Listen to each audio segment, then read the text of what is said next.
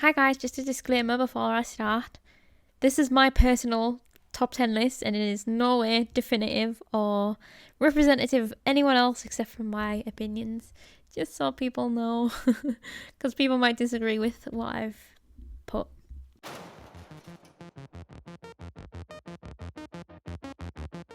Now, Borderlands Handsome Collection isn't typically something that I would play, but it has earned its way onto my top 10 anyway because I really like the world that it's set in and I really like the humour, and I was already a little bit familiar with the world based on Tales from the Borderlands.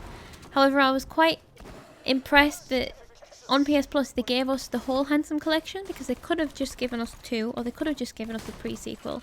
Could have really just given us either, but instead they decided to give us the whole collection, which I thought was great in preparation for Borderlands 3 for anyone who might be considering buying it.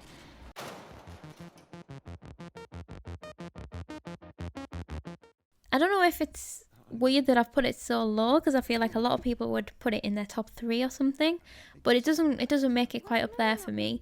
But I still think it deserves to be in my top 10 of the games that they've given out this year. It's an interesting story.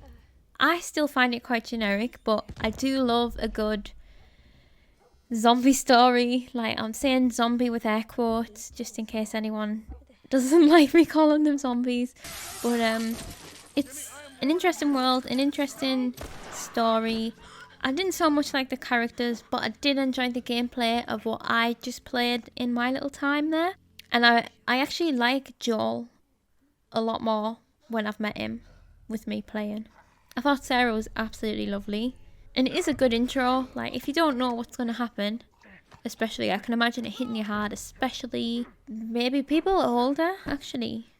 You know, people that have kids, stuff like that. I think it could be quite relatable in that situation, and that could be why it hit a lot of people so hard. Not my favourite, but it deserves a spot in the top 10.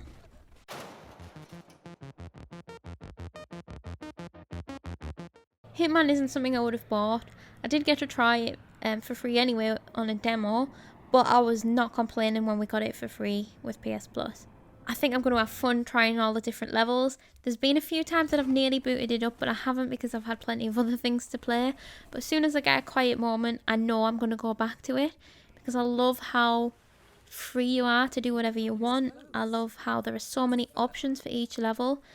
Some of the levels may only be small, some are bigger than others, but there is always more to it than meets the eye, which I like. I think it's well worthy of a place in the top 10.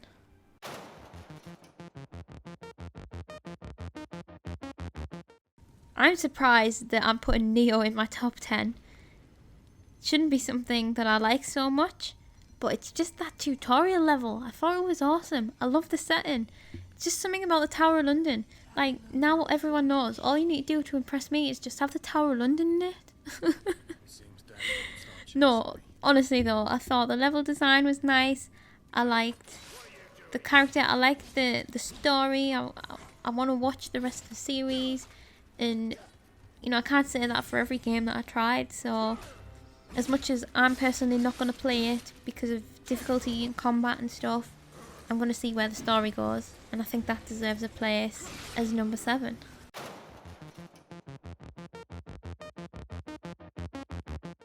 It's funny because I haven't picked For Honor up again since I last played it, because I feel like it's quite intimidating game because the combat is so specialised, but at the same time I was really impressed by the specialised combat. It felt unique, but it also felt right. It was really cool. I thought the online modes were so much fun, where it was like multiple people versus multiple people to like take over a castle or defend your castle. It was like insanely fun. It was the most fun that I had on an online game, for sure. The only reason I haven't gone back to it, like I say, is because I find it a bit intimidating, because it's very hard to master in my opinion. Having said that, top 6 for sure.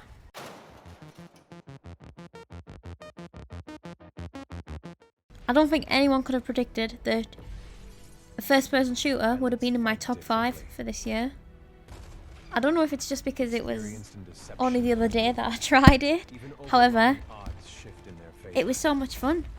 And like, I really liked how I've got this perception of what a first person shooter is, and it just changed that. It was like, no, that's not what I am. You know, you can do platforming in a first person shooter, you can do giant robot wars in a first person shooter, no problem. And it was like, here, this is me, enjoy it. And I was like, I do enjoy it. It's a good game.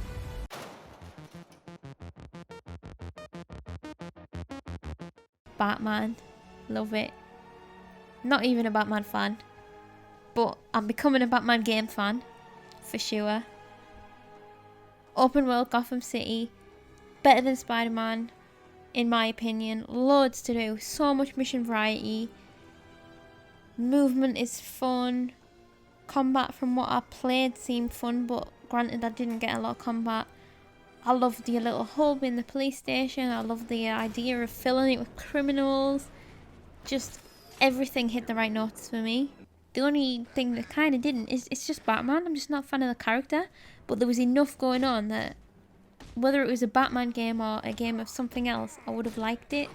It wasn't because it's Batman, but the atmospheric world was a massive part of it. Gotham felt like somewhere I do not want to be, in a good way, because it felt like the Purge.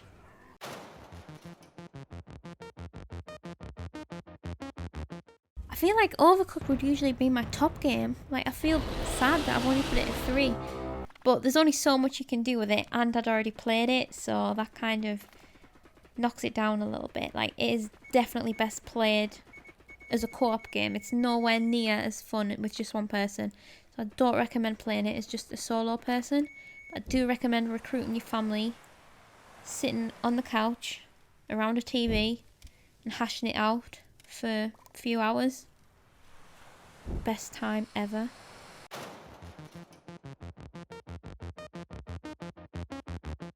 I really like this game. I obviously already bought it full price when it first came out, and I never regretted it. I love the decisions that you can make. I love the different outcomes.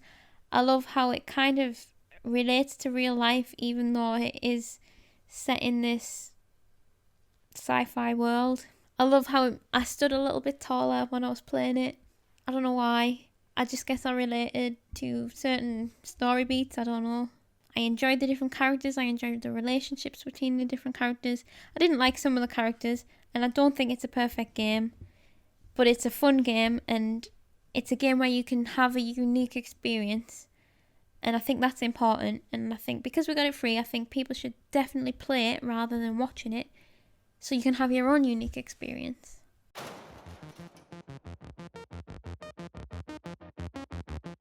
So of course my top game of the year had to be one that I hadn't already played yet.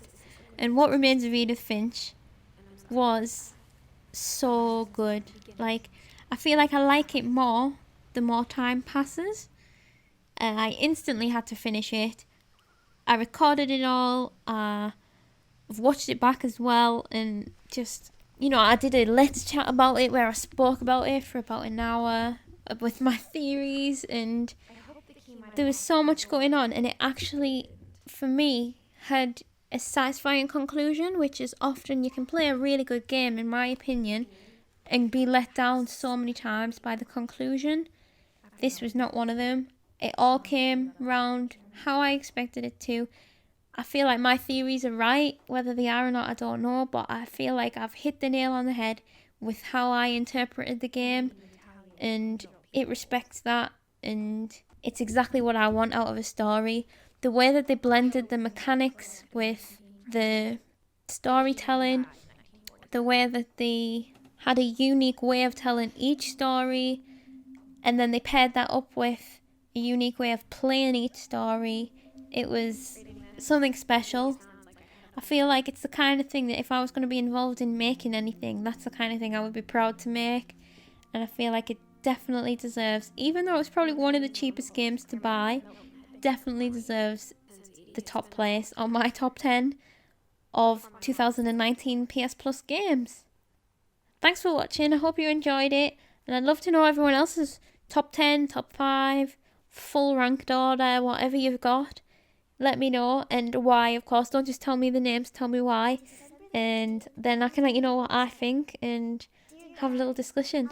I love things like that, so Come at me, tell me what you think, and hopefully you can agree on some of the points that I've made. If not, it's alright. Everyone has their own opinion. Everyone's top 10 is going to look different.